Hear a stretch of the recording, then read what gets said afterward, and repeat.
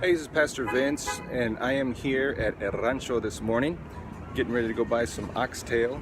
Today we're going to make a tasty, delicious treat. My mother-in-law's coming over, and Grandma's going to make caldo de res. And so we're going to talk about how that's done. So stay with us. It's going to be a great day, and by the end of this day we're going to have some delicious, juicy caldo to share with you.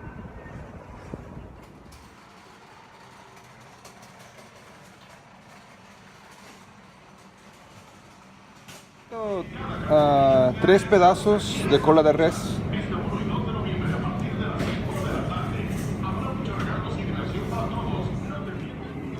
Alright, so I got the bones, I got the caldo, I got the caldo de res, found 3 oxtails, and so we're getting ready to go. Hey everybody, like I was saying, we have a very special guest today, and this is my mother-in-law. Ruth, say hello. Hello. She's going to help us make caldo de res today because it's a little chilly outside, and so we're going to start making caldo. So we welcome you here today. Thanks for watching this. Also, my son Ariel is practicing his harp, so we're going to have a little caldo making music going on while we do that. So first thing we're doing is we're preparing the pot, and we got a big pot here, and Grandma's going to wash it out and make sure everything's ready to go, and then we're going to start getting the vegetables ready. And while we get the vegetables ready, we'll put the meat on, and then after that we'll be ready to go. Alright, so now you're washing the carrots and the potato. You really got a lot of skin off of that one. It looks good. It looks like a white potato there almost. It does. It's a different potato than this. It has a very thin Okay. skin. So these have to be really washed good because, you know, they've been in the dirt.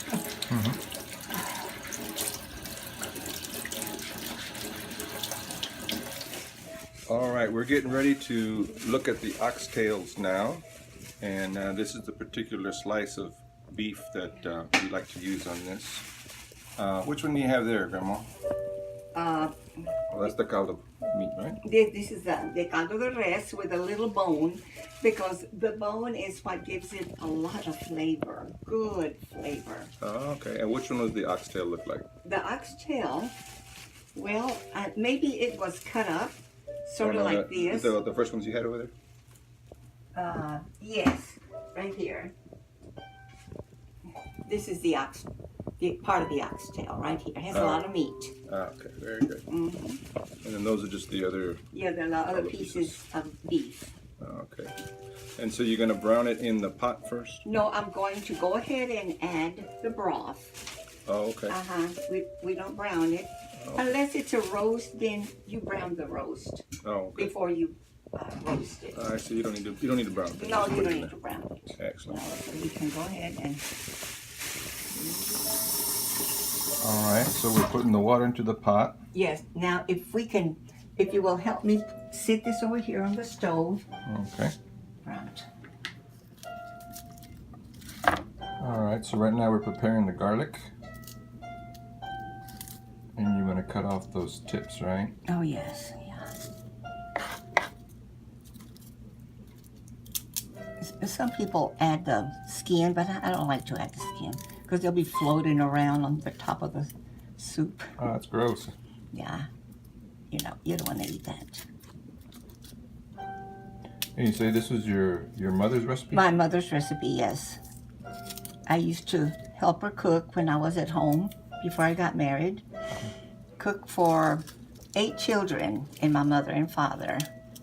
So we had to make sure that we had plenty. Plenty of soup, plenty of rice and beans. How often did y'all eat caldo? Oh, mainly in the winter, you know, when weather got a little cool. So that was the official beginning of winter or fall. Okay, and so today's November 1st. Yes. And so this is caldo day. This is caldo day, officially winter. Beginning of the caldo season here. Yeah, oh yes. And yeah, there was a lot of people in there buying caldo ingredients. You're gonna make how many pieces of that caldo, of that garlic you're gonna put in there? I'm going to. You put the Try- whole thing? The whole clove in? Yeah, the whole clove. Yeah, because later we can take them out. Unless you want to eat them because they're very healthy for you. Yeah, they're very healthy for you. So we just added a little Himalayan salt and we're stirring it up there. There's the Himalayan salt, freshly ground. Need more salt. Need more salt. Okay, Yes. back to the... Still need more. Still need more salt. All right. Well, what vegetables are we going to put in today, Grandma? The vegetables. Was that a couple of rotel? That's for the rice. Oh, for the rice. Okay. We're going to add tomatoes. Are those Roma tomatoes? These are Roma tomatoes. They're very delicious. And we have yellow squash Okay. and frozen corn because corn is not available right now. Okay.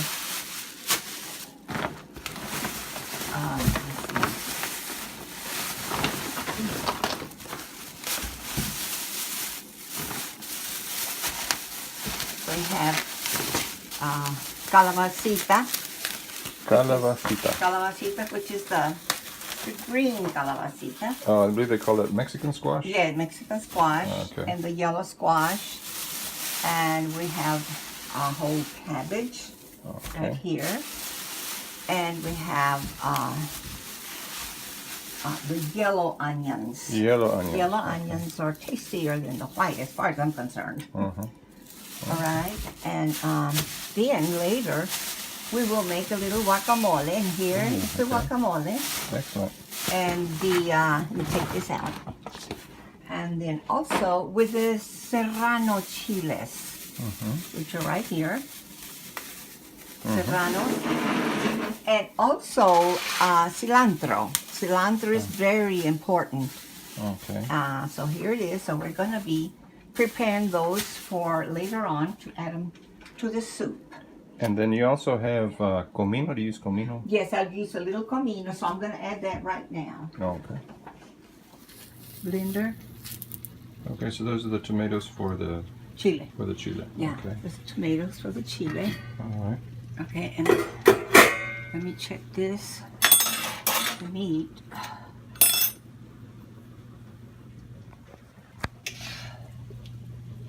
What exactly are we looking for? I'm looking for a piece of meat so I can pinch it to see if it's done. Ow. Yeah, it is. All right. It is cooked. Now, I'm going to start adding the hard vegetables, which is the carrots and let me see, maybe the potatoes. And you don't want to put the corns in? No, not yet, because they're very soft. We don't want it to get soggy. Oh, okay. You know, we'll cook the hard vegetables first. Oh, okay. So let me see what they. Oh, so that's the key. I was because my caldo is kind of mushy a lot. Oh, you put everything together. I put everything at the same time. Oh, okay, let's see. And that's what the problem is there. Yeah. All right. You want me to lift that and put those in there for you? Well, let me see. I have to pick the carrots first because these are very soft. Oh, okay. The squash is very soft, so that won't take long to cook. But the carrots take a little bit longer. Okay, so you put the carrots in first. And then also the potatoes, right? And the potatoes, yeah. A bit for this. Okay. Did you get the beef bouillon in there? Yes, I did. It is delicious. And how much of the beef bouillon did you put in there? I put about 2 or 3 teaspoons for that big pot. Okay. See, this is to serve about more than 10 people, between 10 and 15 people. Oh, okay. Yeah. So we'll be eating on this for a couple of days then. Yeah, oh yeah. But you know what, since it's cold, we'll just put the soup in the garage because it's not going to fit in there. Oh, okay. Okay, so these are the potatoes. Uh-oh. I will get that. So we're getting the roasted tomatoes, the serrano peppers. Yeah. Cutting them up a little bit. Uh-huh. Then we're gonna put them in my NutriBullet. Yeah. What about the cilantro? Do you put cilantro in there? A little bit, yeah. A little bit of cilantro. A little bit of cilantro. What about onions? Onion, no, I really don't. I don't use onion. Okay. Because you're going to have the pungent of the garlic. So I don't know if you want both of those things in there. It's up to you. It's up to you, whatever you want. Okay, so the garlic is enough for the Yeah. for the hot sauce. And the little comino. Mm-hmm. And I think we have some leftover. Here we go. And where's the comino? That and That's beautiful, Grandma. I like what yeah, you've done. we need to cook the cabbage. Get in again. Get down there, cabbagey. Okay. So it looks like you just kind of cubed the cabbage and threw it in there so that Yeah. the leaves stay big. Yes, yes. And then if you want cabbage, you can just cut from there. Uh-huh. And you threw a whole tomato in there? No, four four. tomatoes. Uh-huh. Oh, but okay, you quartered tomatoes. those. I see. Yeah. All right. That's very good. And that's been about 3 hours you've been doing it? About 3.5 hours. Oh, okay. Very good. And so, And so what? all right, so here's the finished caldo. You got the caldo, you got the meat, and you got the cabbage as well there. We also prepared some rice, some Spanish rice. You got the hot sauce. And that concludes our video. Thank you very much, Grandma. Appreciate you coming, making us some beautiful, delicious caldo. Join us next time.